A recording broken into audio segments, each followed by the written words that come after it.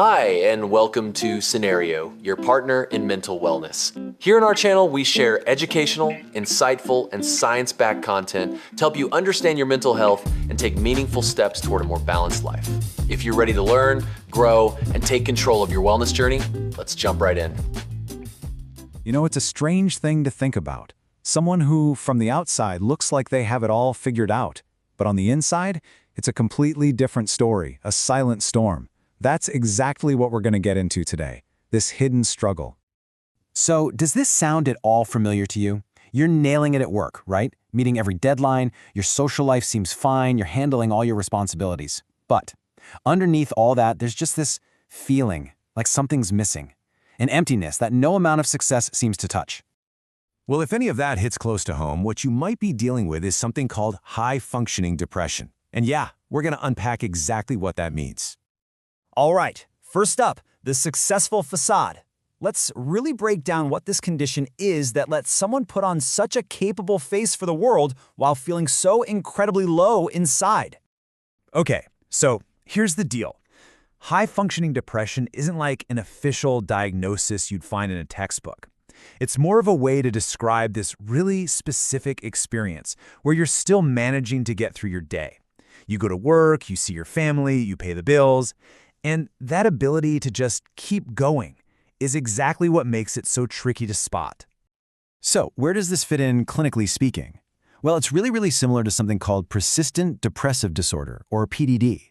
Now, you've probably heard of major depression, right? That can feel like hitting a brick wall. It stops you in your tracks. PDD, on the other hand, is more like a constant low-grade static in the background. It's a long-term thing, often lasting for years, which is how people can keep up that functional exterior. Okay, so if everything looks fine on the surface, what's really going on underneath? Let's dive into decoding that internal storm by looking at the hidden symptoms. A big one is this persistent feeling of sadness or just emptiness. And we're not talking about a huge wave of sadness that knocks you over. It's more like wearing a heavy, wet coat all day, every day. It's a constant weight, a kind of numbness that's always there, even when good things are happening. And oh man, that inner critic, it is brutal. You could get a promotion, hit a huge goal, get all the praise in the world, but that little voice in your head is just nonstop. Not good enough. You could have done better. It's this relentless self-criticism that just grinds you down. Then there's the fatigue, and this is a big one. This isn't just I need another cup of coffee tired. It's deep in your bones exhaustion, you know? You could sleep for 10 hours and still wake up feeling completely drained. It feels like you're wading through thick mud just to do the simplest tasks. And there's more, too. You might lose interest in things you used to love. That hobby just feels like work. Your sleep schedule could get all messed up, either too much or not enough. You might start pulling back from people you care about, not because you're mad, but because you just don't have the energy.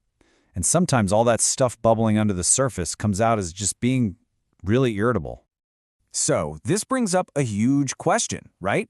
If all these symptoms are there, why is it so hard to see? Not just for other people, but often for the person going through it themselves. This is what we call the invisibility challenge. It's kind of like this vicious cycle. See, it starts with you looking successful on the outside, so nobody even thinks to ask if you're okay. Then you start telling yourself, hey, I'm still getting things done, so it can't be that bad, right? And then there's the fear of being judged, the stigma. You don't want people to think you're weak. All of that leads to this really dangerous thought. Well, other people have it worse. This isn't bad enough to actually get help. But being invisible like this has a real cost. It's that constant fight just to feel motivated. It's how it slowly chips away at your relationships. It's feeling completely drained by things that used to be easy. And the worst part? The guilt. The guilt for not being happy when you should be. And that's exactly why it's so important to address this.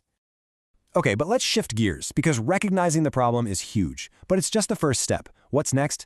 Let's talk about the path forward. This is all about the practical steps you can actually take to start healing. And the really good news is there are things that work. You can think of it like a toolkit with 4 main pillars. First, there's therapy. Things like CBT are great for changing those negative thought patterns. Second, medication can be an option to help get your brain chemistry back in balance. Third, lifestyle changes. Seriously, don't underestimate the power of good sleep, exercise, and nutrition. And fourth, your support network. Leaning on friends, family, or support groups is absolutely crucial. So we've covered a lot, from what this looks like to how you can start to heal. But if there's one single thing, one really important idea I want you to walk away with, what would it be? It's this, right here.